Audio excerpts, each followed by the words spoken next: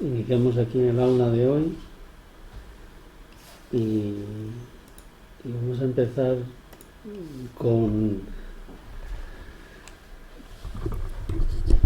el tercer apartado del capítulo 2 de la Génesis, que habla sobre la providencia. Y me gustaría... Mónica, ¿tienes ánimo? Sí. La providencia es la solicitud de Dios para con sus criaturas. Dios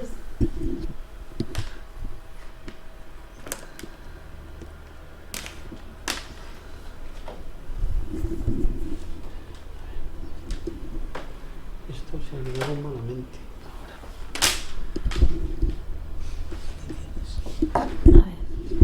Empezamos otra vez. La providencia es la solicitud de Dios para con sus criaturas. Dios está en todas partes. Todo lo ve y todo lo rige, incluso las cosas más insignificantes. En esto consiste la acción providencial.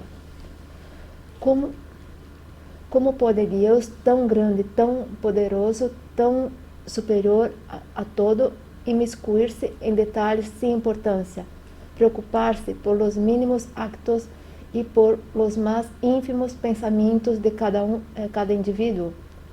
Esta es la pregunta que el incrédulo se plantea y llega a la conclusión de que, una vez admitida la existencia de Dios, la acción de este solo se ejerce sobre las leyes generales del universo y que el universo funciona desde toda la eternidad en virtud de esas leyes, las cuales toda criatura está sujeta en la esfera de sus actividades, sin que sea necesaria la intervención permanente de la providencia.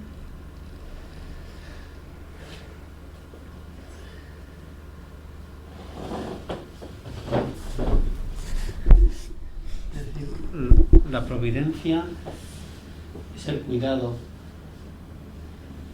que Dios ejerce sobre todas sus criaturas.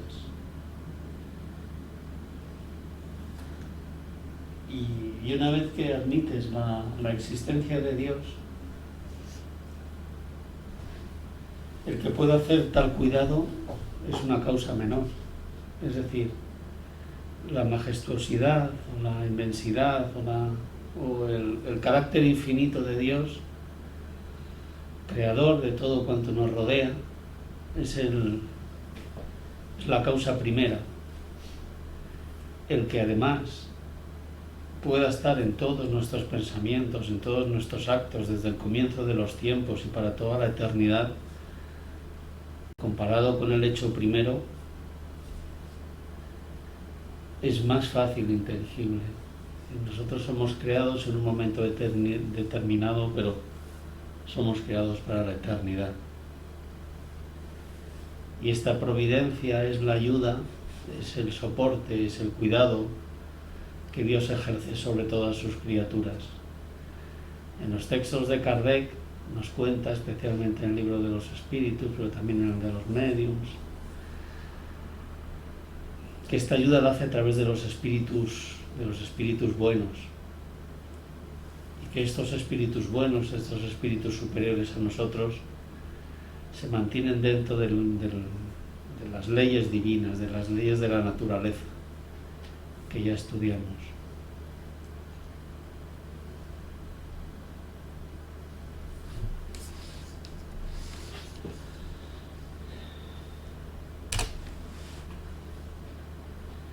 En el ítem 21 lo que nos dice es que el hombre no entiende la esencia. Bueno, conoce a Dios por sus atributos, porque nosotros en esencia no lo conocemos.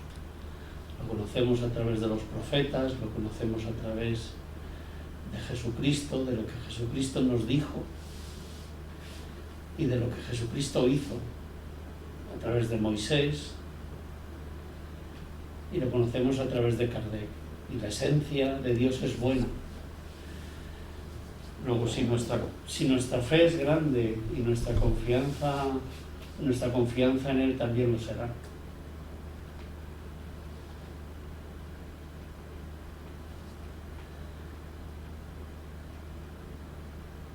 Es decir, nosotros no conocemos la esencia de Dios, pero sabemos cuál es su tendencia. É que não chegamos nem a entender o que é, no tenemos la capacidad en concesión. Conocemos sus atributos y yo creo que eso es lo que nos debe dar el mayor confort. Porque si Dios no fuera en esencia bueno, sino que fuera lo contrario, el mundo poco a poco se iría sumiendo en un caos, hasta llegar a la propia aniquilación. Y lo que sucede es lo contrario. Cada vez somos un poco mejores, Mientras venía para acá, es verdad que tenemos muchos líderes políticos que parece que tienen un nivel de bondad que está por debajo de la media de las personas que lo han votado, ¿no? Pero hay otros casos que no. Los Países Bajos, por ejemplo, son países que ejercieron muchísimo la esclavitud. Muchísimo, eran esclavistas. Y ahora mismo hay una exposición promovida por los Países Bajos sobre la intervención que hicieron sobre la esclavitud, ¿no? En los años de la esclavitud de América, ¿no? Que se llevaban muchas personas del continente africano y se la llevaban a América. Y esto que pudiera parecer, bueno, después de tanto tiempo, ¿por qué lo hacen, no? Pues lo hacen porque de alguna forma hay que pedir perdón por lo que hicieron. Así como hay países que maquillan su historia, pues ellos quieren tomar conciencia y decir al mundo, efectivamente, nuestros antepasados, los que tenían la misma nacionalidad que nosotros, hicieron esto. Y esto nos da una tendencia, hombre, quienes estuvieron reencarnados en aquella acción, pues no sabemos si son los mismos que los que hacen esta exposición, pero sí hay una conciencia colectiva como país, como duelo, como pedir disculpas de aquello que hicieron. Es decir, que la tendencia en general es buena, aunque sea muy lenta y se vea muy poco. Y porque tampoco son noticias que salgan en la primera plana de los periódicos, ni a no ser que sea algo muy excepcional. Entonces las buenas acciones normalmente permanecen ocultas, ¿no? Aquello que nos decía Dios, que no vea la mano derecha lo que hace tu mano izquierda, pues muchas veces los medios de comunicación propiamente lo ocultan, porque no es algo que venda, y eso es algo que está en nosotros, porque nosotros preferimos ver actos de políticos que no son del todo correctos, de personas que no han hecho todo lo correcto, y nos alimentamos de eso. Pero la tendencia es buena. Yo siempre he sido muy optimista y siempre he creído mucho en el ser humano. Y lo que nos viene a decir ahora en estos primeros ítems es que la providencia efectivamente nos guía y nos ayuda, nos cuida. Lo que no quiere decir es que siempre escuchemos a los espíritus buenos o a través de los espíritus buenos a Dios. Los podemos ignorar, siempre de los límites de las leyes naturales, los podemos ignorar y seguir nuestro libre albedrío. Eso siempre es posible. Porque también sufrimos muchas influencias del medio, de la cultura, de la información masificada. Sí, pero y al final tomamos partido, juzgamos, pero no para nuestra propia arbitrio, pero por una tendencia que nos llega, o la información que te dan picadas, ¿no? Cortadas o sesgadas, ¿sí? o con interés para que tomes una decisión diferente. Los países occidentales tenemos muchísimo peso en el mundo, la ciudadanía, mucha más de la que pensamos, muchísima más de la que pensamos. Nosotros hemos vivido muchos años en Holanda, mucho más de lo que quisiera yo. Tem uma coisa sim que me parece não buena, pero me parece que a cultura deles é que não sei, para os brasileiros em geral, eu penso que nós outros se hacemos algo que al final se juzga malo, que nós outros temos a tendência um pouco de que malo, que vergonha, mi gran sabe, culpa. não? E aprendi isso em Holanda, né, nos 10 anos de allá, quase 11, que eles fazem as coisas e em aquele momento e se não sale mal, vale. Eles sempre utilizam uma expressão, relaspem da casa, não? É como quem diz, dá igual. E é como se nós sempre como se todo fosse uma casualidade. Que não existe uma causa e efeito, que não existe uma e isso energia me admirava deles, porque eles não estão por fora. Nunca hemos chegado a estar juntos com uma pareja solo de holandeses. Sempre as parejas eram mescladas, não havia um holandês e outro de outra nacionalidade. E eles veíam a vida, eu creio que com menos pesar que nós outros. Ou a lo mejor escondiam muito bem. Nós outros não temos a forma de ver a vida de eles era muito mais leve do que a nossa. Nós outros os errores, nós outros nos penalizamos muito, sofrimos por eles, que vemos com a consequência nas bolas, e eles a partir do momento dizem, bueno, já está. Já foi. Se eles aprendem com seus errores e têm esta atitude, é maravilhoso.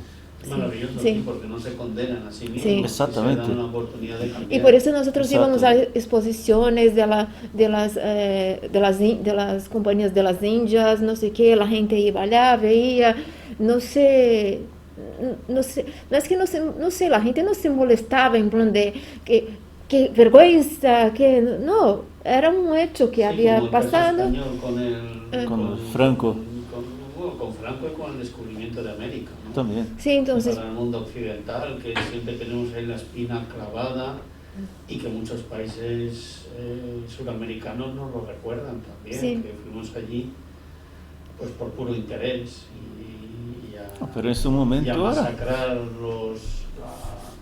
a no respetar los derechos de los indígenas, de las personas oriundas de esos países, y a llevarnos las riquezas. Mucho de eso hubo, claro, la compañía de Jesús también, los jesuitas, que hicieron entrar la fe pues en Brasil, los jesuitas. Es decir, se cometieron muchísimos errores.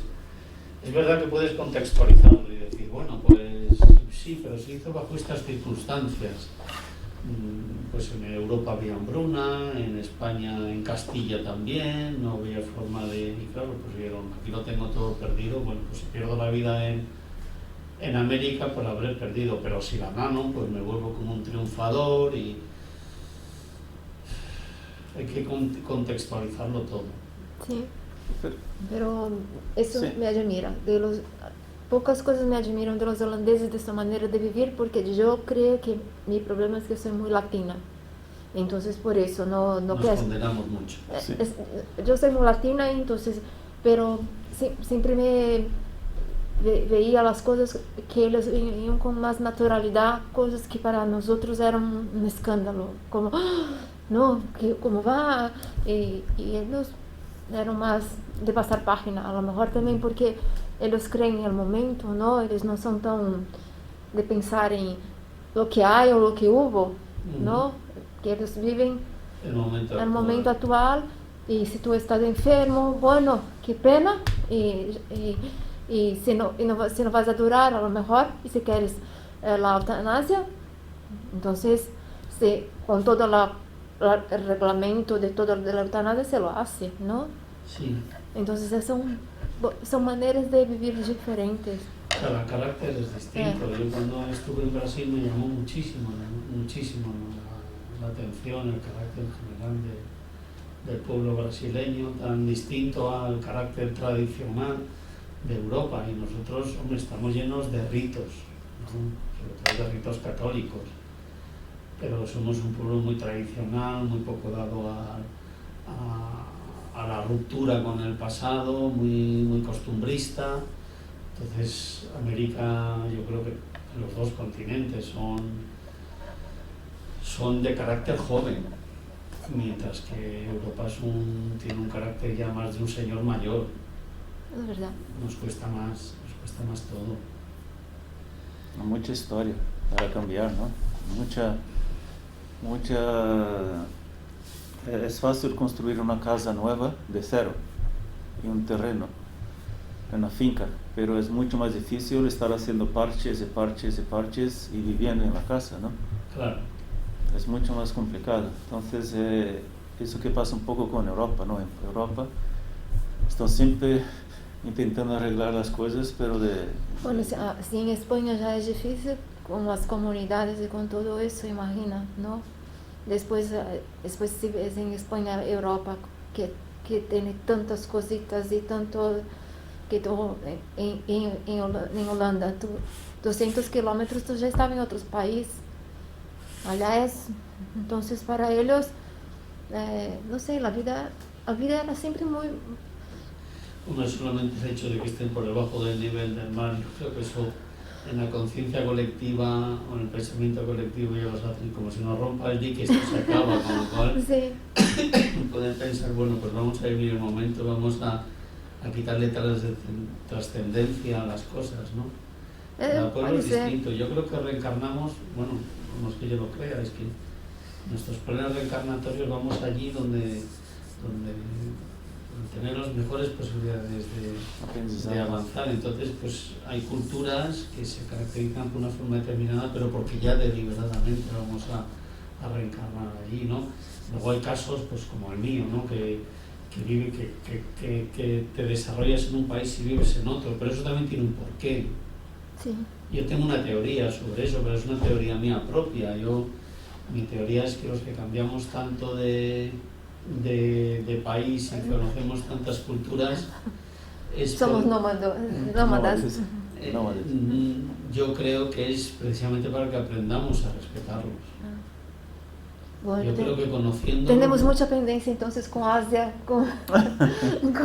Sí, y si lo estamos viendo, hay muchas personas que son de extrema derecha y no toleran más que lo suyo. Yo una vez le decía a un familiar mío que era así, muy bueno, en tendencias, bueno, era muy jovencito, pero tenía así tendencias racistas. Digo, pues si los alemanes son racistas y solo quieren a los alemanes, por ejemplo, y los españoles también son racistas, pero solo quieren a los españoles, ¿cómo os podéis entender entre vosotros? Porque os tendríais que repeler, ¿no? El racismo no se excluye el uno al otro, o sea, no tiene ningún sentido desde ese punto de vista, porque no es que digan, no, los rubios altos, no, es que se excluyen por territorios, y bueno, pues quién sabe si las personas que nos desarrollamos, que conocemos tantas culturas distintas, que es precisamente para que adentrándonos en ellas, pero es una teoría mía, pues adentrándonos en ellas las respetemos más. Tiene sentido. Porque todo es aprendizaje, luego sí. Probablemente sea un aprendizaje que no teníamos, pero es una teoría mía. Yo había pensado que es porque no tenemos, nuestro aprendizaje no está tan definido en un sitio solo. Entonces tenemos que También puede ser pasar por tener pruebas. Una idea más cosmopolita del mundo, ¿no? Sí. Entonces, por ejemplo, en Holanda la prueba es diferente de lo que va a pasar en Malasia, de lo que va a pasar en Brasil, en Corea, porque son países con características diferentes. Entonces, yo había pensado... Una pequeña, la misión de entender, ¿no? Sí. El denominador común de todos los pueblos, que eso se lo digo ahorita mucho a mis hijos. Por más que una cultura o que un país te produzca rechazo, las madres a sus hijos los quieren igual que tu madre a ti, con lo cual es mucho más lo que nos une que lo que nos separa. Sí, sí. Pero bueno, siempre hay, si escarbas en la historia, pues siempre hay alguien que le mete el dedo al ojo al uno, el otro se lo devuelve y eso al final se encona y son muchos años de encorajamiento, ¿no? De continuación. Mirad, el ítem 23 establece una analogía, volviendo al tema de la providencia, que a mí me gusta mucho. Dice, del mismo modo que el periespíritu es el transmisor del pensamiento, el aire lo es del sonido, así el hombre puede imaginarse a Dios por sus atributos y efectos. Me parece muy bien esta analogía, es decir, ya que no podemos entenderlo, pues bueno, si sabemos que el periespíritu es el transmisor del sonido, pero bueno, interviene el periespíritu, con lo cual se puede entender más o menos, pero lo que sí entendemos es que el aire es el transmisor del sonido. Bueno, pues estableciendo una analogía, pues de ese mismo modo conocemos a Dios por sus atributos. Dice el ítem 24, todo está formado por el fluido universal. Por eso decimos que Dios está en todas partes. El hombre necesita identificar todas las cosas y ponerle nombre y colocarlo en un tarro, en una estantería. Nosotros estamos hechos así, nuestro intelecto está así, probablemente, pues no sé, cuando evolucionemos seamos más abstractos y podamos entender las cosas sin tenerlo todo ordenado y etiquetado. Pero hoy en día las cosas es así. Entonces, como nosotros no podemos entender que las cosas estén hechas de la nada, porque nos aborta la razón, necesitamos una materia prima, bueno, pues nos dicen, pues todo está hecho del fluido universal. Y ya lo entendemos.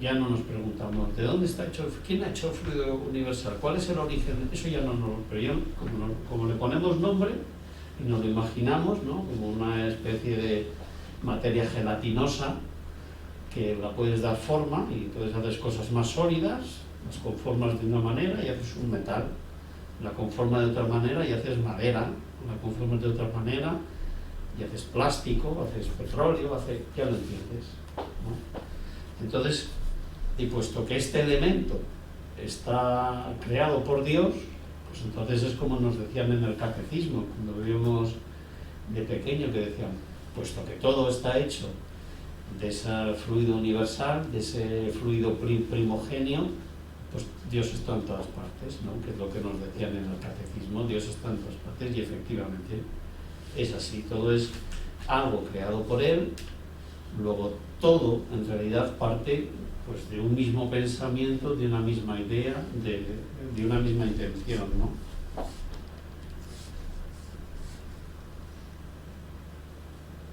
Y esto yo creo que también se entiende. Sí, lo que estábamos comentando también, que tenemos que acabar con la idea de Dios como un ser antropomórfico, ¿no? Porque como vimos el sábado, que la forma de Dios como un ser humano de un viejo de barba y todo eso, entonces no es así. Entonces, poco a poco esta imagen va teniendo otra forma. Para mí, por ejemplo, yo siempre he visto a Dios como un señor de barba. Blanco. Sí, porque esto viene de la cultura católica de la cual yo vengo. Entonces, pero sabemos que hoy yo imagino a Dios más como no sé, un océano, un aire que está fuera, dentro, alrededor, y algo que es imposible de dar una forma. Sí. Pero eso está muy bien, cuando la Iglesia Católica... La representatividad, ¿no? Sí. Yo siempre creí que ese señor de barba blanca y barba, ¿no? ¿Se dice Sí. eso? Barba blanca y todo eso. Era só una representación en plan de eso, porque nosotros necesitamos no algo, pero que yo siempre creí mesmo que Dios está en todo, desde las pequeñas cosas, ¿no? Claro. hasta los grandes momentos y que nosotros no somos capaces aún porque nosotros solo vemos un trozo de la tarta, no tenemos todo el panorama de todo. Porque no podemos ver todos los colores, sí. No vemos los infrarrojos ni los ultravioletas. Entonces, nos movemos en una franja y los sonidos lo mismo, oímos un rango de vibración, pues nuestra inteligencia llega, pues se mueve dentro de un umbral. Hay quien pues llega más al límite y tiene una inteligencia mayor, con lo cual puede aumentar más su cultura si se esfuerza, y otros pues con menos. Dicen que nosotros tenemos poquísimos sentidos, ¿no? En comparación a otros universos, planetas, que nosotros tenemos 5 sentidos y que en algunos planetas o algunos orbes, no sé, tiene como hasta 16 sentidos.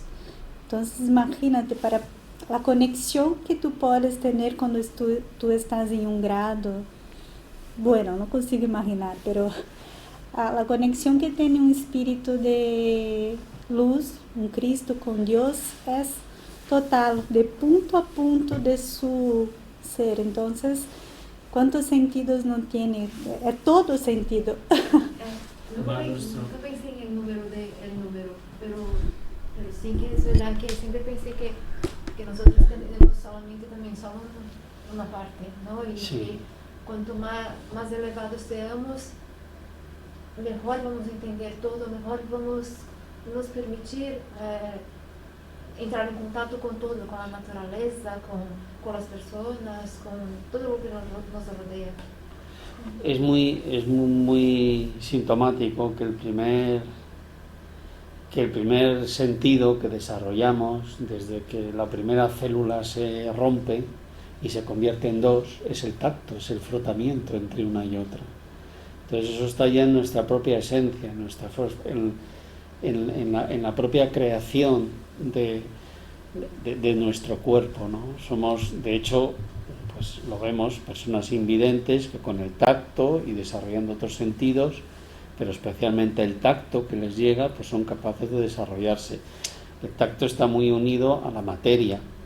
Entonces, en la medida en la que podamos desarrollarnos, alejándonos un poquito del contacto físico, que somos muy dependientes de este contacto físico, yo creo que iremos desarrollando otros sentidos más sutiles, que a lo mejor es a lo que, pues estos 16 sentidos de los que hablas, pues son de ese tipo, ¿no? Ahora también hablan del sexto sentido, ¿no? De la intuición, lo que nosotros llamamos conciencia, pues está entrando un poquito más en ese sexto sentido, que yo cuando lo escucho la verdad es que me va bien. Otras veces no lo escucho, me viene, pues tienes que hacer esto, tienes que hacer lo otro, y no lo hago, y luego pues me doy cuenta que me he equivocado. Así que cuanto más años voy cumpliendo, mayor me voy haciendo, más intento escucharlo, dejarme llevar un poquito, ¿no? Si la intuición que me viene es buena, aunque mi razón me diga algo, bueno, pues entre enviar un correo y enviarlo mañana, si mi intuición me dice que lo envíe mejor mañana y la razón me dice que no pasa nada entre hoy y mañana, lo envío mañana, y normalmente tengo éxito en ese tipo de cosas. Nos dice el ítem 26, a través de este fluido llegan hasta Dios los más íntimas y sutiles impresiones de nuestra alma. Eso lo veíamos también en el ítem 20 que hemos leído hasta el principio. Es decir, incluso Divaldo decía que uno de nuestros cromosomas, de nuestro ADN, que él había leído, lo tiene en una conferencia, en una palestra que fui en directo, que contenía, que era la esencia de Dios, que estaba en Dios, y que él, cuando le dijeron eso, pues se llenó de alegría, ¿no? De ver que parte de su cuerpo pues pertenecía a Dios. En realidad yo creo que, estamos viendo que todo pertenece. La materia es materia y es una extensión de la voluntad de Dios. Dice que Dios, dice el ítem 27, es a la creación lo que el espíritu es al cuerpo. Esto está muy bien porque Dios es inmaterial, Entonces dice que Dios es a lo que ha creado, lo mismo que nuestro espíritu, que también es inmaterial, al cuerpo. El ítem 28, si os parece, pues lo vamos a leer. La verdad que son analogías que nos pone aquí Kardec y que me parece que son que nos facilitan el entendimiento. ¿Quién quiere leer esta parte del ítem 28? ¿Se lee bien? Sí. ¿Quién quiere? ¿Tú lo quieres leer? Toma.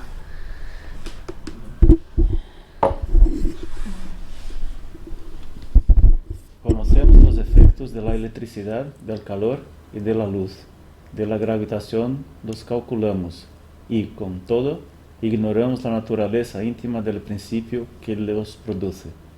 ¿Será que pues racional que neguemos el principio divino simplemente porque no lo comprendemos? Sí, conocemos sus atributos, pero no podemos, como decíamos antes, etiquetarlo y poner en una estantería de nuestro conocimiento de forma que lo tengamos perfectamente delimitado, ¿no? Entonces dicen, pues si conocemos los efectos, ¿por qué lo rechazamos como sucede mucho? Decías antes, Bianca, te referías a las imágenes. Pues cuando la Iglesia en la Edad Media creó tantas imágenes en los templos y en las catedrales, hizo muy bien en hacerlo, porque la gente era analfabeta. Entonces al hacerlo, pues pude identificarlo. O sea, era un punto evolutivo en que lo hizo muy bien. Seguramente ahora, a mi entender, debería alejarse un poquito de las imágenes y hacer lo que Jesús dijo, que adoráramos a Dios en su esencia. Pero bueno, cada uno es dueño de... Que al principio las misas eran el cura de Esparta, Sí. que era muy impessoal. Y en latín, mi padre dice que no entendía nada. No entendió nada, y que todo eso que ponían, ¿no? Las gravuras, y aunque fuera en plan educativo para ellos, con el diablo, con no sé qué, por lo menos ellos tenían alguna participación, ¿no? No estar allá una hora de pie y sin entender nada. Y entonces yo creo que hizo bien. Ahora sí, el ideal sería que nosotros cultivásemos la esencia de Dios, pero a mí yo creo así, me gusta mucho el espiritismo, pero me gusta las iglesias o todo en plan de que nosotros parece que es como la casa de Dios, ¿no? Y que vamos allá. No me gustan las misas, pero me gusta estar en plan allá. Tiene muy buena vibración, el olor de incienso, la majestuosidad del edificio, todo te invita a cómo están colocadas las vidrieras, la luz, y está en nuestra esencia de cuando éramos pequeños, igual que ibas a casa de tu abuela y reconocías la cocina y el hogar, y si te hacía una comida, mi abuela me hacía tostadas que me gustaban muchísimo, con huevo y azúcar, y me encantaban. Entonces el olor de mi abuela, el olor de la cocina, el olor de... Pues la iglesia es lo mismo, el olor del lugar, la vibración que te transmite, que cuando entras ahí, pues elevas tu propia vibración, porque estás en un sitio que te inspira elevación, ¿no? Que te... A mí me gustaría que las iglesias estuviesen más tiempo abiertas. Por ejemplo, en mi casa también es cómodo. Nosotros tenemos en nuestro jardín, ¿no? Tenemos una iglesia, pero abre justo para las misas y después cierra. Y a mí me encanta ir a estar un rato sin nadie, ¿sabes? Y estar... En un sitio me lo dijo casi diría que mi mentor, ¿no? La persona que más me inició en el espiritismo, Humberto Verdine, me habló que en el Cerro de los Ángeles hay muy buena vibración. Y yo fui con mi esposa y la verdad es que tengo que darle la razón. ¿Es de Madrid o no? Está en Madrid, sí. Está cerquita de Madrid. Es un sitio muy bonito, tiene una iglesia muy bonita, está en un cerro, se ve un valle muy grande a los pies y dentro de la iglesia pues tiene esta vibración que tú dices, se está muy a gusto en el Cerro de los Ángeles. Si tenéis oportunidad, pues eso es para ir un ratito, un domingo por la tarde o un sábado por la tarde, dices, pues me voy a tomar un café y te vas allí al Cerro de los Ángeles, que tardas muy poquito, 20 minutos, media hora, depende de dónde vivas en Madrid, y tiene muy buena vibración y suele estar abierta. Y allí cerca hay una cafetería, te puedes tomar un café. A nosotros nos gustó mucho. No sé, a mí como crecí yendo a Aparecida del Norte, entonces todas las veces que yo venía, yo iba con mi padre, y siempre se quedó una tradición, ¿no?, de ir allá y estar, pero mi padre no era de misa, y como yo tampoco, entonces nosotros íbamos, asistíamos a la misa solo porque al final ya estábamos allá, pero nos quedábamos el rato ese a más, y ese rato a más era como la gloria, ¿sabes? Claro. Donde estábamos allá, yo con mi padre, era uno de los momentos más preciosos que yo vivía con él, en plan de que nosotros ni hablábamos de nada, cada uno a su bola, ¿no?, así, cada uno pidiendo por el otro, por supuesto, era bonito. Y por ejemplo, me encanta la catedral, pero lo que más me gusta es la pequeña, es aquella que casi nadie va, porque todo el mundo La va. cripta, que normalmente se... No, es que era una iglesia muy pequeñita, Ah. entonces se hizo una Porque enorme, tenía la enorme, estación Sí. la enorme. primera vez. Entonces, al final, es muy bonito. Entonces, los olores de la infancia y ya te digo, y el sitio en sí te llenan de satisfacción, sí. Te tocan el alma, te tocan y a mí te toca la sensibilidad. Me gusta de mi casa porque es muy pequeña, es de tamaño de eso, 2 veces de tamaño de eso, ¿no? Y porque es la iglesia del puente, no es la iglesia de... Está justo por Por debajo debajo de del la la M30, ¿no? Cuando empieza, te termina cuando empieza la M30. Sí, la M30 con la M40 ahí. Entonces tiene los seis carriles y está justo en uno de los arcos de esos 6 carriles por abajo. Aquí en Madrid. Sí, Sí.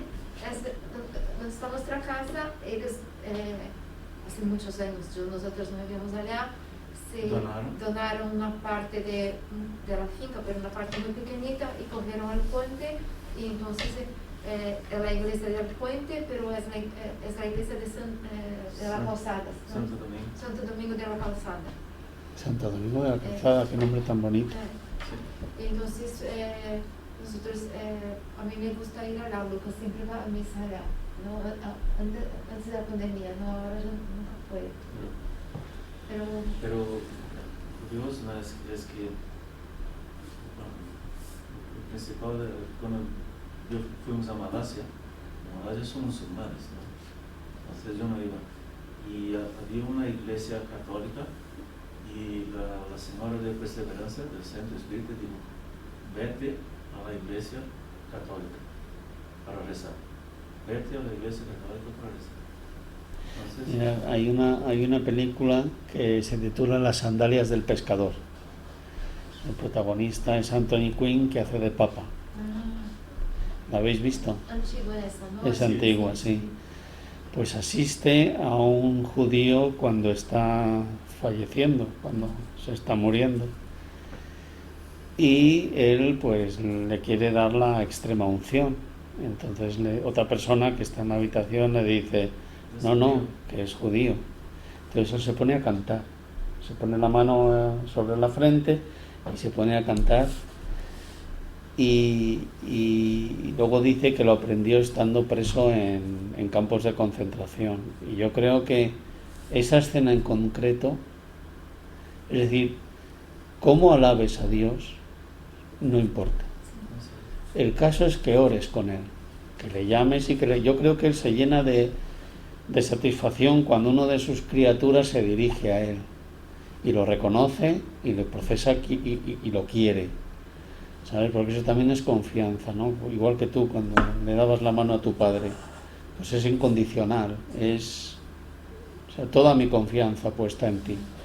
Yo creo que cuando en ese sentido nos dirigimos a Dios es cuando a Él más le satisface.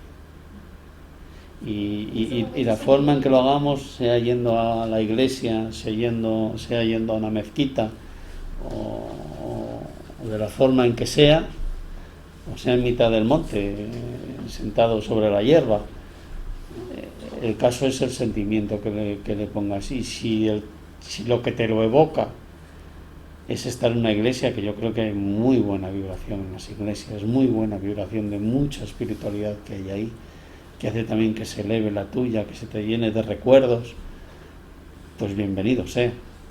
En Cartas de una Muerta, ¿no? Que es la mãe de Chico Xavier,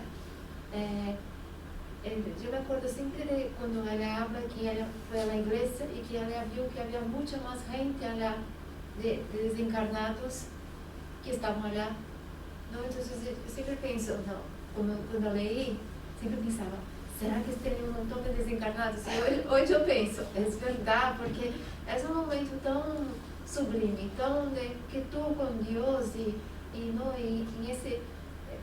ese momento que tú sacas para eso va a ser por mí. Claro, ¿no? Es que la comunicación, tal y como yo la entiendo, es decir, Dios es el Padre de todos nosotros, es nuestro Creador, nos ha creado con todo el amor, nos deja nuestro libre albedrío dentro de un marco de acción para que nos desarrollemos, pero la comunicación con Él es individual, es con cada uno de nosotros de forma individual. Dios nos quiere, nos lo dice Jesús, quiere a cada una de sus ovejas y reconoce y conoce a cada una de sus ovejas. No nos quiere la promoción del 67, por ejemplo, nos quiere a cada uno de nosotros, quiere el progreso de cada uno de nosotros de forma individualizada.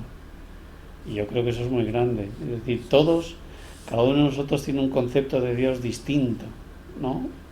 Seguramente coincidimos en lo básico, pero la forma de sentir, que es la consecuencia de nuestras vivencias y de nuestras experiencias y de nuestros logros y de nuestros fracasos, pues también es distinto, lo percibimos de forma diferente. Entonces también, y no podemos expresarlo con palabras porque el lenguaje es limitado, pues esa comunicación también es única. Cuando hablamos con Él, hablamos de forma individualizada, única. Y eso yo creo que es... Yo cuando era más joven pensaba, mi madre y mis padres tratan mejor a un hermano mejor que a mí. Y no, cuando he sido padre lo que me he dado cuenta es que cada hijo tiene sus necesidades distintas. Y que lo que haces es atender a esas necesidades, sin que tengas, por lo menos conscientemente... Es que es el más maduro, ¿no? Pensar, que yo siempre pienso eso, que yo fui profe cuando era muy jovencita. Y los alumnos no son iguales también, ¿no? Tienen la necesidad de uno, la necesidad del otro, aunque el contenido sea el mismo, tu abordo es diferente, ¿no? La forma de llegar tú lo tienes que saber muy bien, ¿no? Como pedagoga, pues la forma de llegar a las personas es muy distinta, ¿no? Cuando una persona tiene problemas afectivos, pues probablemente sea a través del cariño, como le enseñas, mientras que otros sí tienen una tendencia muy intelectual, es a través del raciocinio. Yo creo que cada uno tenemos aspectos distintos que activan esa necesidad de aprender o esa forma de aprender.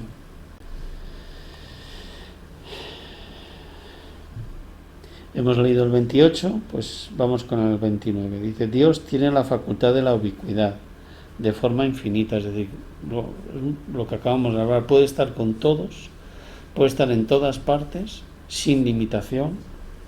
Por eso, por ejemplo, muchas veces dicen, Vicente de Menezes estaba en un centro, estaba en otro, ¿no? Entonces, no solo Vicente de Menezes, pero muchos de ellos ya tienen esa cosa de poder estar en varios sitios a la vez. Entonces imaginan ellos que es infinito en todos sus atributos.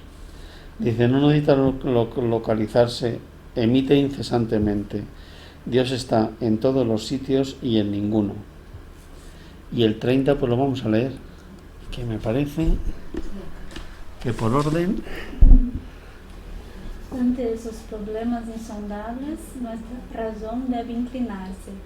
Dios existe, no hay como dudarlo, por su propia esencia. Dios es infinitamente justo y bueno. Comprendemos que su solicitud se extiende a todo, por lo tanto, Él solo puede querer nuestro bien, razón por la cual debemos confiar en Él. Eso es lo esencial. En cuanto a los demás, aguardemos que seamos dignos de comprenderlo. Esto Kardec nos lo dice mucho. Cuando algo no lo entendemos, aguardemos, seamos pacientes. Y luego yo creo que hay una palabra clave aquí que es confiar. Yo creo que la confianza es el resultado del esfuerzo que hacemos en entenderlo. Y únicamente en los momentos claves, cuando sabemos si dudaremos o no. No hay cómo saberlo antes.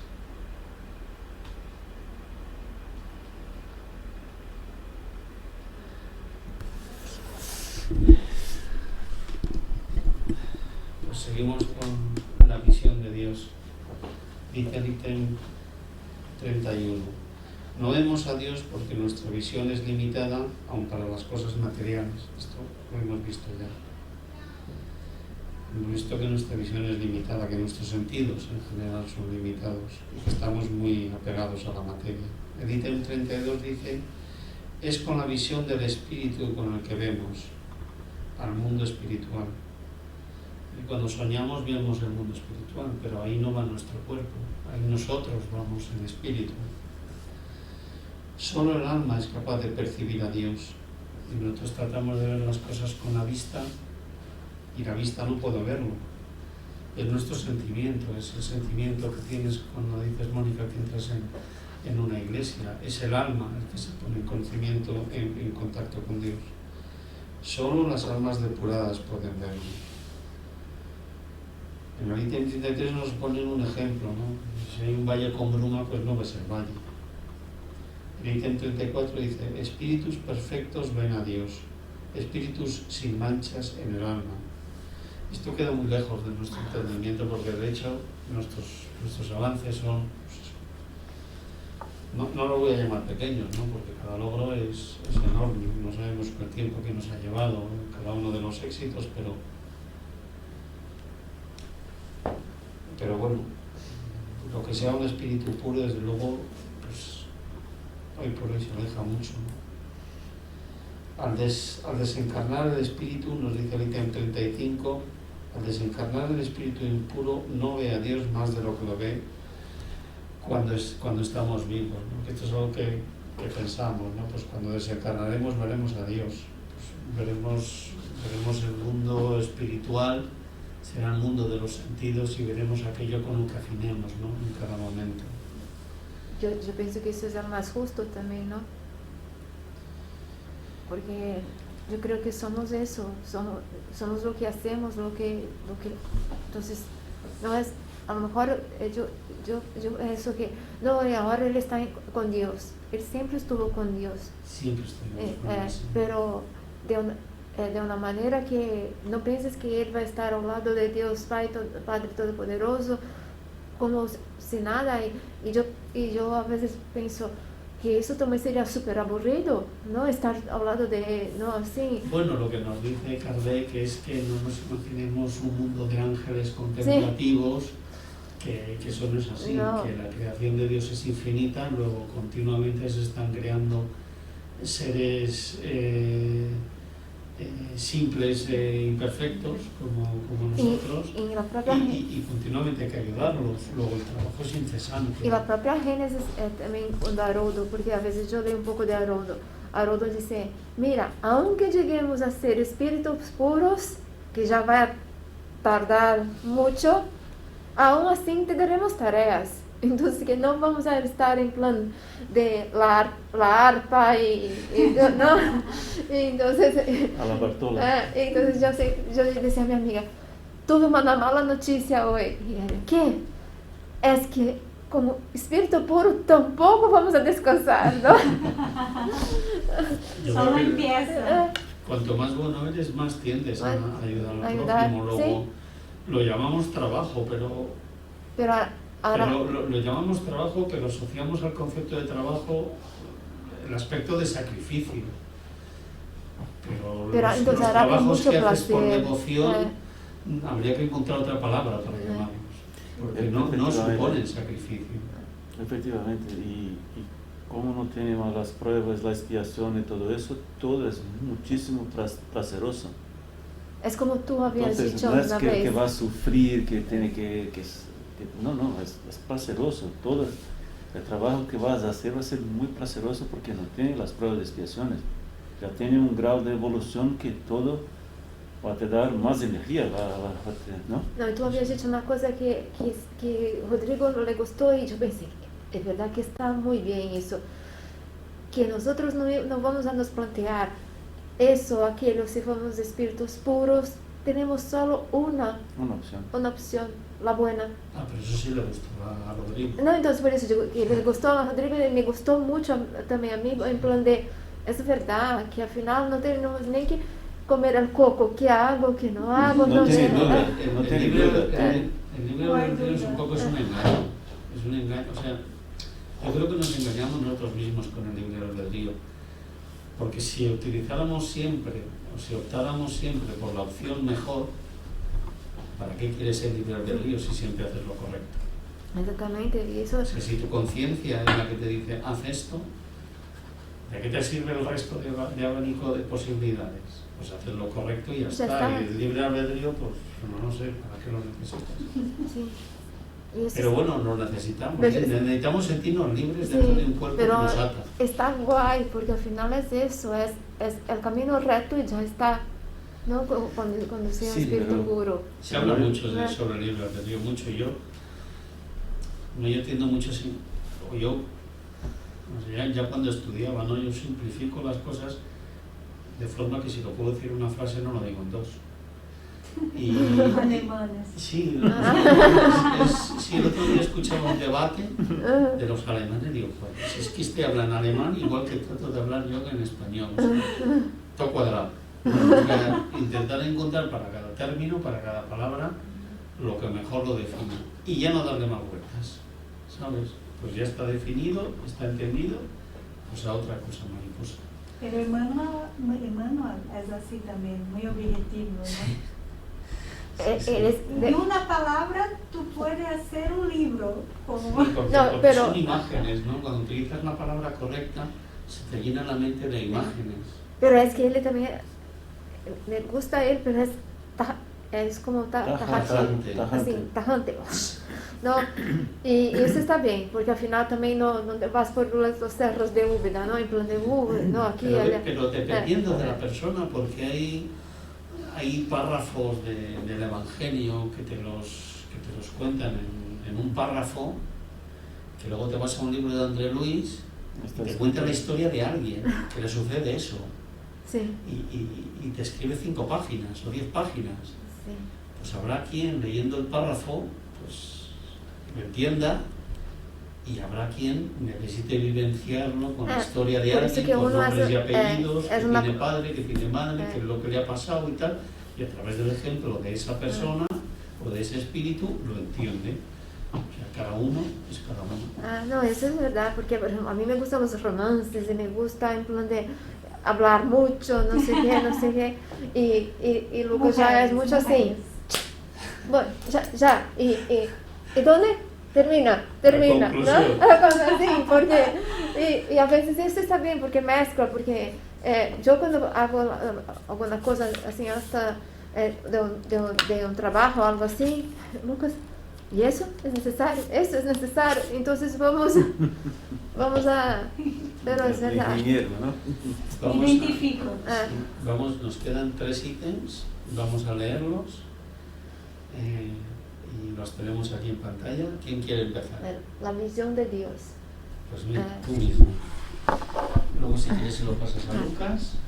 La visión de Dios es cuando algunos espíritus manifestan que Dios les prohíbe que respondan una pregunta, no significa que Dios les haya aparecido o les haya dirigido la palabra para ordenarles o prohibirles tal o cual cosa. Por supuesto que no.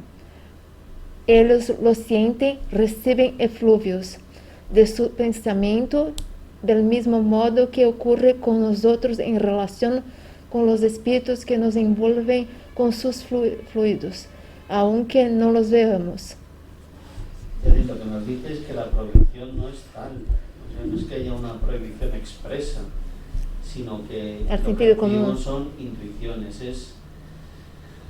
No va a dar tiempo, pero la pregunta 526 de la que hablábamos el otro día te habla de estas intuiciones, de cómo las intuiciones nos llegan y nos conducen, ¿no? Porque muchas veces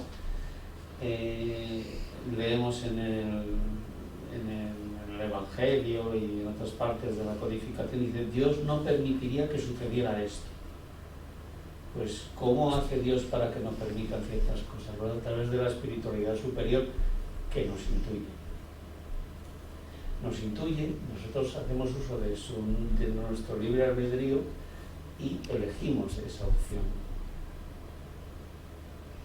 ¿no? A veces esa intuición es muy tentadora y hace que, por ejemplo, alguien que fuera a coger un vuelo, que acabó estrellándose, en el último momento decidiera no cogerlo. Se ha obrado un milagro, ¿no? Se ha obrado una intuición. ¿Y los demás por qué les sucedió a todos? Porque les intuyeron.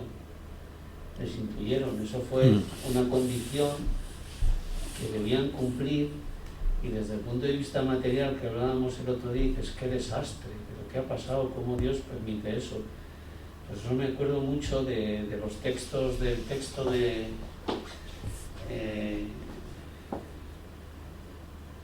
no recuerdo el libro, pero habla sobre, es contemporáneo con la vida de Jesús, cuando sacrificaban a los cristianos en el circo. En el último momento, cuando ya los iban a matar, cuando se abalanzaban los leones sobre ellos, cuando Dios los acogía. Y por eso cantaban y por eso se sentían de esa manera. Y Dios los acoge a todos, con el mismo cariño y con el mismo amor. Lo que pienso es que la vida es todos los días, cada segundo tenemos una decisión a tomar, ¿no? Sí. A o B o C o B, y tomamos las decisiones. Pero muchas de ellas no vemos que podría llevar a una consecuencia bastante negativa. Pero como no vemos, no nos damos cuenta. Entonces, cuando se cae un avión, ahí sí es una cosa que vemos cuál sería el efecto, porque vamos a estar allí y todo. Pero el día a día no sabemos. De repente sales un poco más con retraso porque va a ser una cosa buena y tal, todo, y de repente hubo un accidente, son cosas que nunca sabemos, ¿no? Es el caso de la muerte.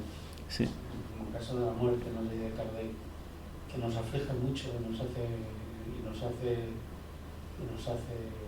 nos duele. Sufrir. Nos hace sufrir, ¿no? Y lo conceptuamos como algo malo, pero que en realidad es la felicidad, es la llegada de la felicidad. Hay algunas religiones que celebran la muerte con mucha felicidad. Sí. De hecho nosotros tenemos amigos que son mexicanos que se van al cemiterio, que ponen los dulces, que comen, que tocan la guitarra, y sabes que porque Sí. es su cultura y es como una fiesta, ¿no? Sí, y tiene sentido, ¿no? Porque si tú quieres liberar a la persona de algo que ha venido así, ¿no? Entonces, pues lo que me gustaría es que hubiera sembrado felicidad y amor entre las personas, ¿no? La verdadera vida es la Erraticidad. Erraticidad. 36. Vamos con el 36, sí. Ningún hombre puede, por consiguiente, ver a Dios con los ojos de la carne. Si esa gracia le fuera concedida a algunos, solo se realizaría en estado de éxtasis, cuando el alma está tan desprendida de los lazos de la materia que hace que ese hecho sea posible durante la reencarnación. La encarnación. La encarnación, perdón. Por otra parte, ese privilegio correspondería exclusivamente a las almas selectas, que han encarnado en cumplimiento de alguna misión, y no a las que han encarnado para espiar. Con todo, como los espíritus de la categoría más elevada resplandecen con un brillo deslumbrante, puede suceder que los espíritus menos elevados, encarnados o desencarnados, maravillados con el esplendor que rodea a aquellos, supongan que ven al propio Dios. Sería como quien ve a un ministro y lo confunde con el soberano. Eso es. El aura que tenemos ilumina más cuanto mayor pureza o cuanto mayor elevación tenemos, ¿no? Entonces podemos confundirnos en un momento dado. Y ya vamos con el último. En el lenguaje humano no se lo puede describir porque no existe para nosotros ningún punto de comparación que nos pueda dar una idea de él. Somos como ciegos de nacimiento a quienes se intentara inútilmente hacer que comprendamos el brillo del sol. Nuestro vocabulario está limitado a nuestras necesidades y al círculo de nuestras ideas. Es decir, que concluyendo este capítulo dedicado a Dios, no lo conocemos por sus atributos y no podemos identificarlo como podemos delimitar y medir como hiciéramos con cualquier aspecto material, pero nuestra razón nos dice que está ahí y nuestro sentimiento nos lo confirma, ¿no? Y la historia de la humanidad también, que la tendencia es siempre positiva. Pues con esto concluimos este capítulo 2 y vamos a detener la grabación.